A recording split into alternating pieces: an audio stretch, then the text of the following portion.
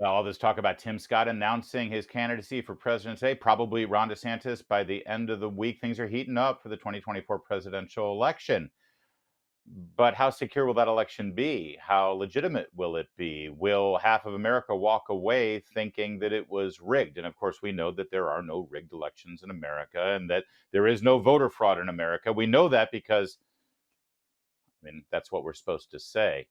Except we don't have a real sound election system. And no, it doesn't have to do with a bunch of overseas computer systems. It has to do with the basics that a lot of states just don't stay on top of. Joining us now to discuss that is J. Christian Adams, president of Public Interest Legal Foundation. He worked in the Justice Department, the Civil Rights Division, the Voting Rights Division. Thanks for joining us, Christian. Hi, Larry. And help me out with my summary here. We do have problems with how certain states conduct their elections. But it is really kind of the fundamental stuff, right? Clean voter rolls, securing ballots, things like that. Yeah, it's a leaky ship. I mean, one of the problems is that non-citizens are getting on the rolls all over the country, and we're collecting the data on that. I mean, this is not a myth. This is not a conspiracy theory. I've looked at the voter registration forms that people tell the election officials, "Are you a U.S. citizen?" And they mark no. Well, get registered anyhow. This is going on in Pennsylvania, Virginia, Chicago, Maricopa County, a whole bunch of places. It's a fact. It's not a conspiracy theory. And it's a fact that is brought to you by Motor Voter, which turns 30 this week, Larry. 30th birthday of Motor Voter. That was the beginning of the end here, it seems, in terms of keeping our voter rolls clean. If someone actually fills out their form, says, no, I am not a U.S. citizen, that should go immediately into the shredder. In fact, trying to register as a non-citizen, last I checked, is illegal in and of itself. So, Christian, first of all, how do they get onto the voter rolls? And number two, is there a way to cross-check to see if they've actually voted? Well, some do actually vote. We have cross-checked that, and they think they're okay, right? They're on the voter rolls. They're getting campaign mail because they're on the voter rolls. So, indeed, they are voting. Now, they're not voting in gigantic numbers, but not one single one of these people should be voting. The bigger question, though, Larry, is that this is a vulnerability in the system that is not like a deliberate, oh, let's make sure there's a backdoor entrance. It's just sometimes laziness on the part of election officials. Other times we're finding third-party registration drives like MALDEF or LULAC or other organizations are signing people up at community festivals and so forth, and non-citizens are getting on the rolls that way. It's not as if it's always deliberate. I find that it's usually breakdowns, incompetence. It's hard to know where the incompetence ends and the deliberateness begins sometimes, but the system has problems.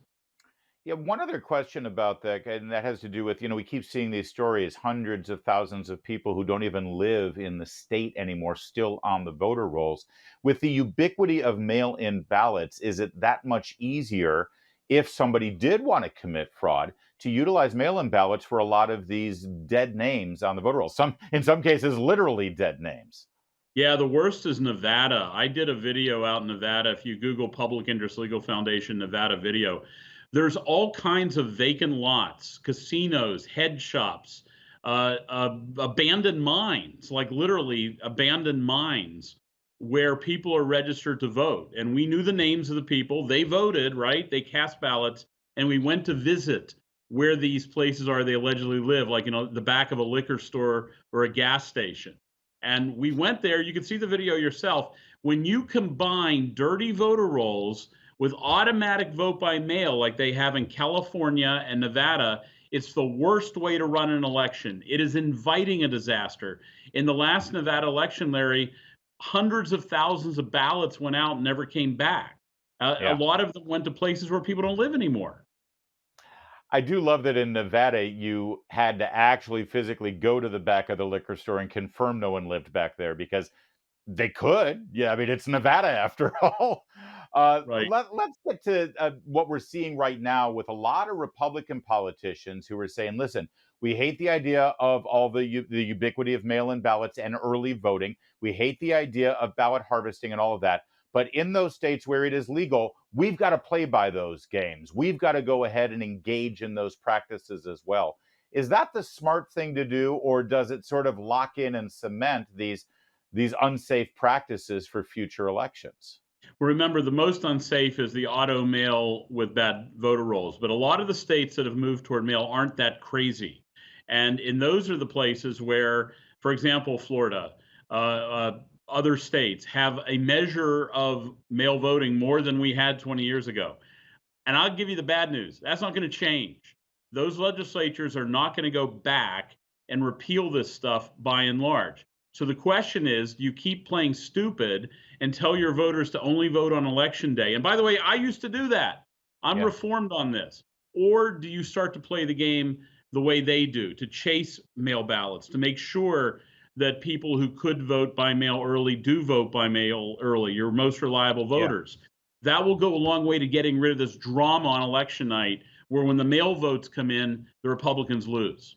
Here's what I don't understand, because you say election night. I mean, that's quaint. I'm talking about 3 weeks after election night. I don't understand if Florida, which is a very big state, I think our third populous state in the country, if they have all of these early votes going in and all of these early mail-in ballots coming in, yet still around 10:30, 11 o'clock at night, they can call a winner. What makes Florida so much better? Because we got other states, Arizona, Maryland, Pennsylvania, they're waiting 10 days, sometimes 14 days before they call a winner. And that just makes people feel that much more suspicious about what's going on behind closed doors. Florida has gone from worst in the country in getting results to first in the country. They've gone from worst to first in 20 years, and there's reasons why, Larry. We just wrote a report at Public Interest Legal that you can download that happened to be called Worst to First about Florida and explains why. Two big things. One, they start counting mail ballots before election night. They start processing it, and they have a law that makes it a felony to reveal any election results before election night with those early counted ballots. So the system works in Florida. In Pennsylvania, for example, they wait until election night to start processing weeks of mail ballots. Dumb idea. The other thing Florida does is they have electronic poll books. You swipe your driver's license to vote. It pulls up your record. You go right in. It takes 2 seconds. It's not that old lady with the dot matrix printer looking for the name. It's like Yeah. instantaneous check-in. That's the other thing that helped Florida go from worst to first. I know that lady, actually. She calls me Hun every time I show up. So I do like that, but it doesn't make you feel that secure. And really, Christian, that is the major point here. When you've got an election night where, let's say, a state out in the West, a desert state, let's call it the Grand Canyon state, when they see on election night that one candidate has this many votes and the other candidate has that many votes, and now we're going to begin the process of counting the ballots over the next 10 days, even if there is no fraud going on, or if there's not a huge amount of fraud that can be proven, it still plants this seed that, well, they know how many votes they need, so they're just going to count until they get the number of votes. You've identified that which undermines our elections is this paranoia and doubt about the outcome. And what feeds it is we grew up watching election night results, right? So everybody's conditioned to knowing who's going to win tonight, and we can Yeah. go to bed knowing the winners. But because of mail voting, because of the post-election tabulation of mail ballots, ballots are almost 60-40 Democrat, because the Democrats have been chasing mail ballots effectively for the Yeah. last two federal cycles.